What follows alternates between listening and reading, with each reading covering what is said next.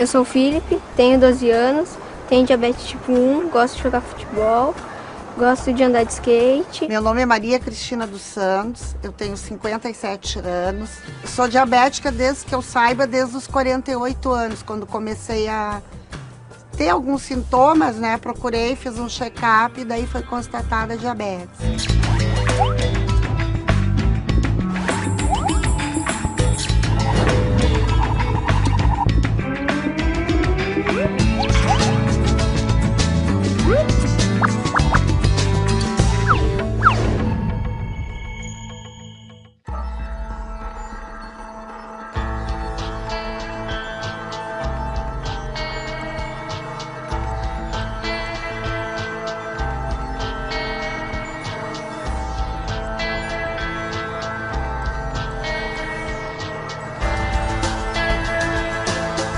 Nos últimos anos, o estilo de vida da população mudou muito.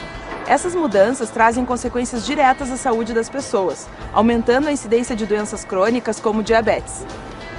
Com a vida cada vez mais agitada, a maioria das pessoas acaba se descuidando. Excesso de peso, sedentarismo e má alimentação estão entre as principais causas do diabetes. O diabetes é uma doença que não tem cura e precisa ser tratado pela vida toda. Por isso, a prevenção é tão importante. Descobrir uma forma de conciliar a alta demanda do mundo contemporâneo com uma vida saudável é um desafio, para cada um e para a sociedade como um todo.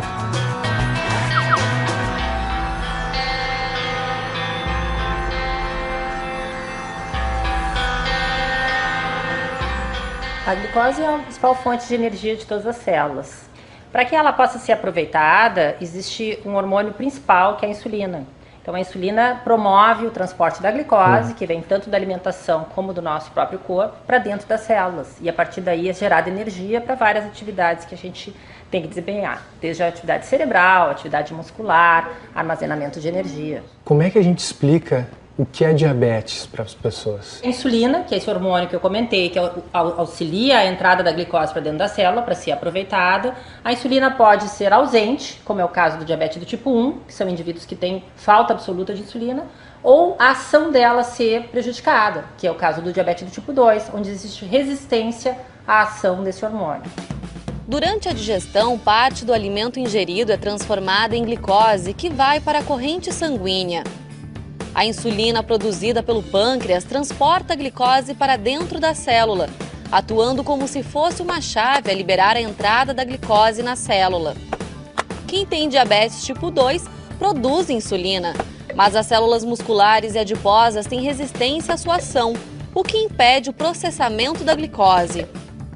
No caso do diabetes tipo 1, o organismo identifica as células produtoras de insulina como corpos estranhos e as destrói. Nos dois tipos de diabetes, a glicose que não é absorvida continua no sangue, provocando o aumento da taxa de glicose. A glicose em excesso, acaba gerando consequências. Como é que ela gera essas consequências? Existem vários processos bioquímicos dentro das células, tanto da retina, que é onde se dá a visão, nas células do rim, nas células do tecido do coração, em que existe uma lesão dos vasos e, consequentemente, as complicações crônicas que a gente conhece. Existe aumento de radicais livres, de estresse oxidativo. Então, são mecanismos que vão acontecendo lentamente à medida que o indivíduo sofre com a glicose alta por muitos anos. E como é que foi que tu descobriu que estava com diabetes? O que aconteceu? Foi através de uma infecção urinária. Não chegou a ser uma infecção urinária porque quando começou, eu logo procurei uma ginecologista, porque eu tinha assim uma coceira vaginal. E aí, quando eu fui na minha ginecologista, ela fez um exame ginecológico, fez uma coleta de material, e naquela coleta de material ela botou aqui na minha mão e disse assim: agora tu passa teu dedo. E era uma areia pura, que era o açúcar. Ela disse: isso aqui é o motivo desse teu problema. Tu estás com alteração de açúcar no sangue.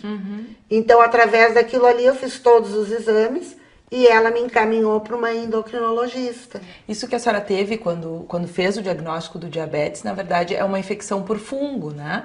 E aí a diabetes predispõe à infecção fúngica na vagina, candidíase vaginal, que a gente fala, né? E o sintoma é coceira.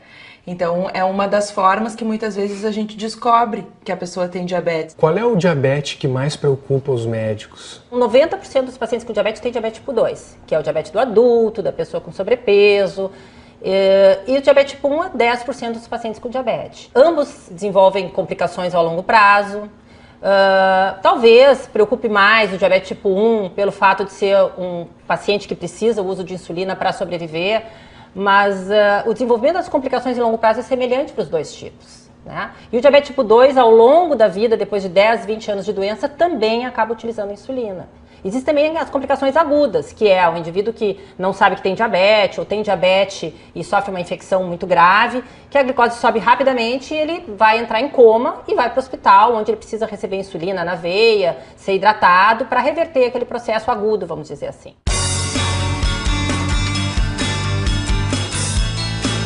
Eu gosto de jogar play, jogar futebol, andar de skate, correr, fazer alguns esportes. Como é que tu descobriu que tinha diabetes? Como é que foi? Eu fazia muito xixi e eu suava bastante. Daí eu fiz o exame e apareceu que eu tinha diabetes. Tu começou a ter algumas coisas mudando no corpo. Tu lembra que tu fazia muito xixi? Uhum. Mas e o que era fazer muito xixi? Tu lembra disso? Eu ia toda hora no banheiro, tinha vontade de fazer xixi. E que mais? Eu tinha muita sede. Muita sede. Tava perdendo peso. Tava perdendo peso. Tu te lembra disso, é? Uhum. Foi uma coisa marcante, então. O diabetes na criança e no adolescente, em geral, surge por uma doença autoimune.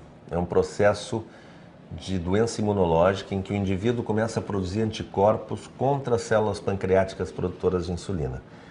E isso destrói essas células e, por conseguinte, essa criança, esse adolescente não vai mais produzir insulina e sem insulina a gente não pode viver. Entretanto, está aumentando o número de diabéticos da adolescência obesos, ou seja, um diabético tipo 2 surgindo na adolescência.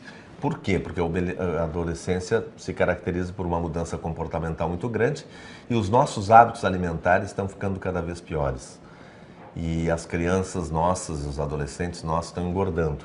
E engordando, se tem uma genética de diabetes tipo 2, nesta família eles vêm a desenvolver diabetes tipo 2, que é um diabetes que antes surgia só no adulto, no maduro. Mas ainda a maior causa de diabetes na infância e na adolescência é o diabetes tipo 1 autoimune, em que há ausência total de insulina. O diabetes tipo 1 ele surge abruptamente, surge agudamente. Então o indivíduo começa a urinar muito, a ter muita sede, a comer bastante e, mesmo comendo bastante, ele emagrece. Por quê? Porque na ausência da insulina, esse alimento não é aproveitado pelas células. Então o indivíduo literalmente se esvai, quer dizer, ele perde toda a sua alimentação pela urina. É aquela criança que começa a urinar muito de noite, que já não fazia xixi na cama e agora volta a fazer xixi na cama reiteradas vezes. É aquele adolescente que não para de tomar água e que você não nota, mas ele também urina muito. Esses são os sintomas clássicos do diabetes tipo 1. Como é que vocês descobriram que o Philip tinha diabetes? Bom, a princípio foi um pouco difícil. No início a gente estava desconfiado assim, que fosse algum outro problema, porque pouca gente supõe que uma criança tenha diabetes, né? A pediatra fez vários outros tipos de exame, mas achou estranho, engraçado, porque que ele estava com problema, que ele estava fazendo muito xixi toda hora e suava bastante e não pegava peso, ele não estava desenvolvendo bem. Então daí a pediatra achou estranho e foi levando e fez outros exames, tudo não aparecia nunca nada. Qual é a diferença entre hiperglicemia e hipoglicemia? A hiperglicemia é quando a glicose está alta, está elevada. A gente vai ter consequências agudas, o paciente se sentir muito mal, quando a glicose está acima de 200 ou 250. Embora qualquer valor acima do normal, em longo prazo, traz aquelas complicações crônicas que a gente comentou. E a hipoglicemia, hoje é definida como a glicose menor do que 70 mg por decilitro, que é quando o paciente pode ter sintomas de tremor, suor frio, sensação de desmaio. Geralmente vai acontecer naquele paciente que está usando insulina ou remédios que baixem a glicose, por exemplo, glibenclamida, cloropropamida. Então, esse paciente tem que ser orientado, instruído, olha, está usando insulina, se tiver esses sintomas, ser tremor, suor frio, sensação de desmaio, na hora medir a glicose se tiver o aparelho, se não tiver, ingerir metade de um copo de suco com açúcar, ou uma bala se tiver lá no ônibus, que aí o sintoma passa na hora.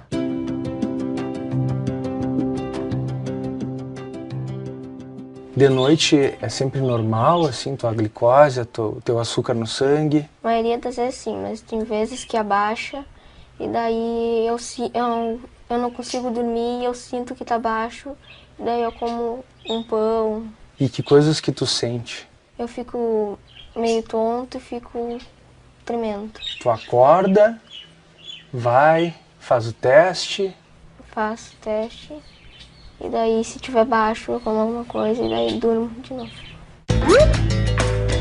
Quem come muito doce tem mais chance de ter diabetes? Não, isso é um conceito que muitas pessoas pensam, mas a verdade é que o diabetes é uma doença de característica familiar. É necessário que a pessoa tenha uma tendência a ter o diabetes associado a fatores ambientais, em geral, a obesidade e o sedentarismo.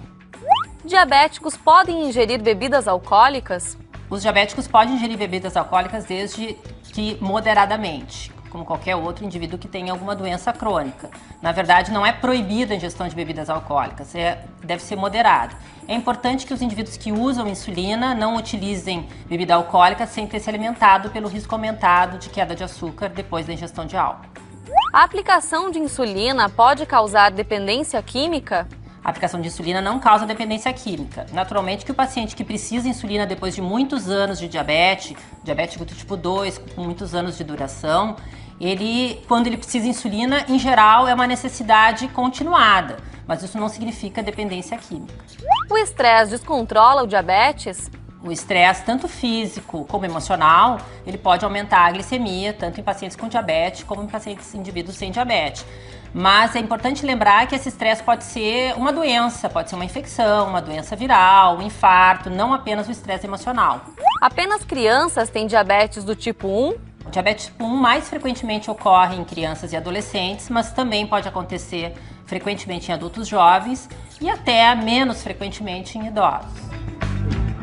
Muita gente me dizia que quem era diabético deixava de viver, vamos dizer assim, né? E eu dizia, eu deixar de viver como? Se eu sou uma festeira nata, né? Como eu vou deixar de viver? Não posso.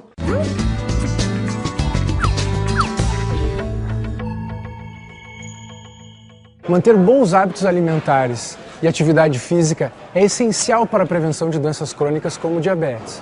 Mas na correria do dia a dia é difícil colocar isso em prática. O que você faz para conciliar sua rotina com um estilo de vida mais saudável? Olha, eu tento, mas é difícil. Trabalhando, estudando, sobra pouco tempo. Bastante correria, mas acho que é uma obrigação, né, de fazer algum exercício para manter mais saudável a tua vida, né? Cara, nem tem como, cara. Não tem tempo para nada, só para trabalhar. É bem complicado, realmente, porque o que dá para fazer é uma alimentação balanceada e, na verdade, eu tô bem sedentária. Meu pai é diabético. Meu avô tem diabetes, cara. Eu sei que ele tem algumas limitações quanto à alimentação, tentar procurar chocolate diet, evitar algumas coisas, mas sem muito conhecimento, assim.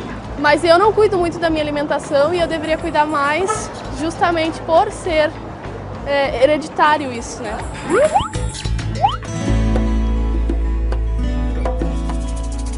Os estudos que mais positivos em relação à prevenção do diabetes foram aqueles que mostraram em pessoas com pré-diabetes que fazer atividade física e cuidar da alimentação podem prevenir o diabetes em quase 60% dos casos de pacientes com pré-diabetes. Existe uma tendência muito grande com a tecnologia moderna, com os carros com mais facilidade, com direção hidráulica, com tudo mais fácil, escada rolante, elevador, etc. Então é uma tendência moderna as pessoas serem mais sedentárias, né? Fazerem menos atividade física, fazerem menos exercício físico. Então isso é um componente importante. O outro componente importante é a oferta grande de alimentos muito calóricos, processados, que contêm gordura, que contêm açúcar. Muitas vezes a gente está utilizando alimentos com muita caloria e não se dá conta disso. Muita gente me dizia que quem era diabético deixava de viver. Então eu comecei a me inteirar. É verdade, agora não vou mais poder fazer isso, não vou poder fazer aquilo. E através da associação eu fiquei sabendo que não. Que a única coisa que eu tinha que me conscientizar era que eu era diabética. Ponto. Diabetes não tem cura. Como se trata? É tu mudar teu hábito alimentar e aquela mania de ficar na frente da televisão e tal. O hábito alimentar e o sedentarismo. E o sedentarismo. Que são, na verdade, hoje em dia, se a gente for pensar, as duas principais causas do diabetes, né? Que tem tudo a ver com o estilo de vida que a gente leva hoje em dia. Exatamente. Com pouco tempo para se alimentar direito e com pouco tempo para fazer exercício também. Como é que é a rotina do Felipe? Pela manhã a gente chama ele sempre, que ele estuda de manhã, né? Então ele levanta cedo. E a primeira coisa, quando acorda, eu já levo a insulina para ele. Após fazer a insulina, ele levanta, vai pro banheiro, lava o rosto, lava bem a mão, faz o teste para ver como é que está o resultado dele de manhã. O tratamento do diabetes tipo 1 se baseia num tripé. O tratamento dietético, alimentar, o exercício e a insulina. Quer dizer, esse tripé tem que ser muito bem manejado para que uma perna não fique maior que a outra fique muito curta. Ou seja, nós dedicamos a mesma atenção para os três componentes. Evidentemente, sem insulina, como eu disse, eles não podem sobreviver. Então, talvez esta parte do tripé seja naturalmente a mais reforçada, mas os outros componentes do tripé têm que ter uma ênfase muito forte, porque como o exercício é um importante componente no tratamento na medida em que ele esgota o açúcar que se ingeriu, o alimento que se ingeriu é consumido pelo exercício.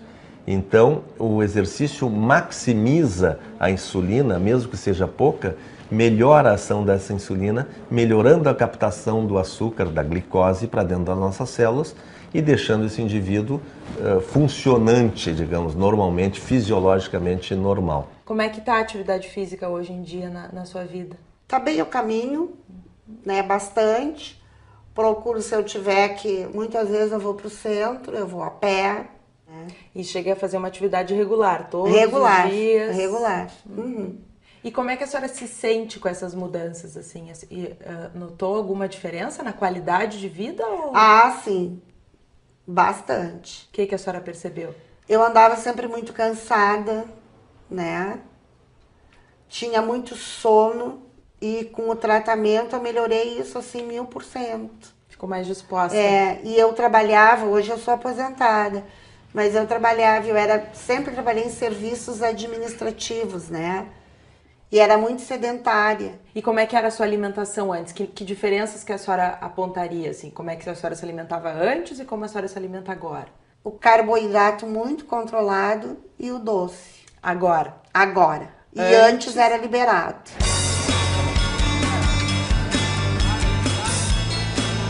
O paciente diabético tem que seguir uma alimentação saudável, equilibrada, moderada. O que é importante? Que ele priorize grãos integrais, por exemplo, substitua o arroz branco pelo arroz parboilizado ou melhor ainda pelo arroz integral, que ele consiga incluir nessa dieta porções adequadas de feijão ou lentilha na maioria dos dias da semana. O feijão e a lentilha são alimentos ricos em fibras solúveis, que auxiliam no melhor controle da glicemia. Além disso, esses alimentos ricos em fibras também auxiliam na redução de peso, caso o paciente precise emagrecer, e também no melhor controle dos lipídios que circulam na corrente sanguínea, como o colesterol, por exemplo. Como o paciente diabético também é um paciente de alto risco cardiovascular, toda a orientação que melhore ou que reduza o risco cardiovascular de um indivíduo, também deve ser incorporada ao plano alimentar de um diabético. Além disso, quantidades adequadas de frutas e de verduras também devem ser incluídas no plano alimentar desse paciente. E na escola as pessoas sabem que tu tem diabetes? Sabem. E elas te ajudam? Me ajudam. Como é que elas te ajudam na escola? Elas me ajudam a... Quando eu vou comprar alguma coisa, eles compram tudo que eu possa comer. Os aniversários, os pais, eles compram as coisas diet pra mim, refri diet, tudo que eu possa comer. E na escola, tu leva o teu lanche? Levo meu lanche e às vezes eu compro no bar do colégio. E no bar do colégio tem coisas diet também? Tem. É muito importante avisar a escola que o filho tem diabetes.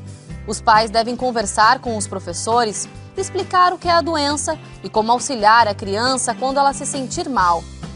A criança pode ter uma crise repentina de hipoglicemia ou de hiperglicemia. Por isso, é importante que os pais deixem seus telefones para contato. Dessa forma, a escola vai saber com quem falar, caso a criança precise de ajuda. E na sua família tem casos de diabetes? Eu só tive um tio-avô, que foi um amputado e morreu de diabetes. Então ele teve uma consequência muito grave do diabetes. Muito grave, porque quando descobriu a história já estava bem complicada. A diabetes já tinha atacado os vasos, né, a circulação, as artérias, e aí acaba que tem que fazer a amputação muitas vezes. Exatamente, né? Há muitos anos atrás, então não era uma coisa muito informada, né? As pessoas não tinham noção. O maior problema do diabético é o pé. Porque tu começa com uma feridinha no dedo mindinho e aquilo ali vai se tornando uma ferida maior. Quando tu vê, tu tá amputando um dedo, daqui a pouco tu já perdeu o pé e perde até uma perna. Exatamente. Em questão de 60 dias. O que a senhora sabe desses cuidados que tem que ter com o pé? O calçado é uma coisa essencial. Tu tem que escolher muito bem teu calçado. Não usar meias que sejam sintéticas, procurar usar meia de algodão. Nunca caminhar de chinelo, jamais. Quando tu vai tomar teu banho, tu tem que ter uma toalha de rosto, tamanho toalha de rosto. Tu seca teu pé com a de banho e depois tu torna a secar com a toalha de rosto entre os dedos. Isso tudo que a senhora está descrevendo é para evitar que se formem feridas, né? Isso. Porque o que acontece? Quem tem diabetes tem dificuldade de cicatrização. E aí o que é uma ferida pequenininha em alguém que não tem diabetes e que em seguida vai se resolver, em quem tem, vai se agravando, vira uma ferida maior até que tem que chegar ao ponto de amputar. E outra questão que é importante, que às vezes o diabético em estágios um pouco mais avançados, ele perde a sensibilidade da ponta dos pés. Então se machuca sem perceber, por isso que tem que olhar para os pés. Porque pode estar ali com uma ferida enorme e a pessoa não percebeu porque não sente. Dentro das suas condições, um paciente diabético pode ser um paciente saudável, sim. Se ele conseguir adequar a alimentação e optar, elaborar um plano alimentar saudável, conseguir incluir uma atividade física orientada e souber fazer a utilização adequada da terapia medicamentosa com insulina ou com antidiabéticos orais, esse paciente pode manter um estado de saúde adequado, que minimize os riscos do diabetes, que previna complicações futuras. Então eu acho sim que um paciente diabético pode, dentro desse contexto, se tornar uma pessoa saudável quando ele manejar de forma adequada os fatores de risco e as doenças associadas ao diabetes. O meu conceito de saúde é cabeça boa, porque tu tendo uma cabeça boa, tu tem saúde. Tu cuidar da tua alimentação, teu corpo agradece imensamente.